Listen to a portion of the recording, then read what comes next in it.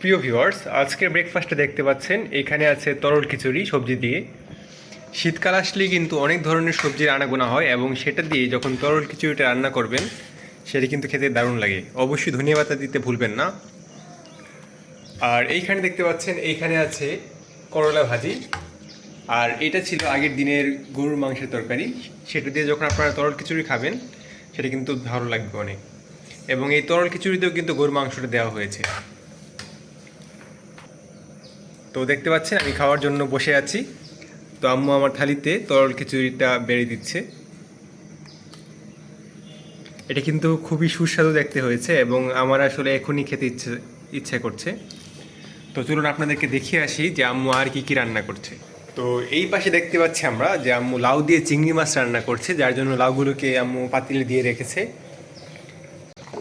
আর এইখানে আছে কই মাছ ভুনা। কই মাছ ভুনার মধ্যে যখন আপনারা ধনিয়া পাতা দিবেন সেটা কিন্তু খেতে আরও দারুণ লাগবে। ধনিয়া পাতা আসলে বিভিন্ন রান্নার মধ্যে দিলে সেটার ফ্লেভারটাকে অত্যন্ত বেশি সুস্বাদু করে দেয়। আর এইখানে দেখতে পাচ্ছেন এটা হচ্ছে পুঁটি মাছ দিয়ে শিম। এটা আম্মুর একটু বেশি পছন্দ, যেহেতু এটা পুঁটি মাছ দিয়ে শিম, আম্মুর শিমটা পছন্দ অনেক। আর এইখানে দেখতে পাচ্ছেন এটা ছিল আমার ছোটো ভাইয়ের জন্য গতকালকের মুরগির মাংসের তরকারি। ছোটো ভাই মুরগির মাংস আসলে বেশি পছন্দ করে, সে আসলে তরল খিচুড়ি তেমন একটা খায় না। তো আজকে এই ছিল আমাদের আয়োজন। অবশ্যই কমেন্ট করে জানাবেন কেমন লাগলো। ইনশাআল্লাহ দেখা হবে আবারও একটা নতুন ভিডিওতে। ততক্ষণ সকলে ভালো থাকবেন।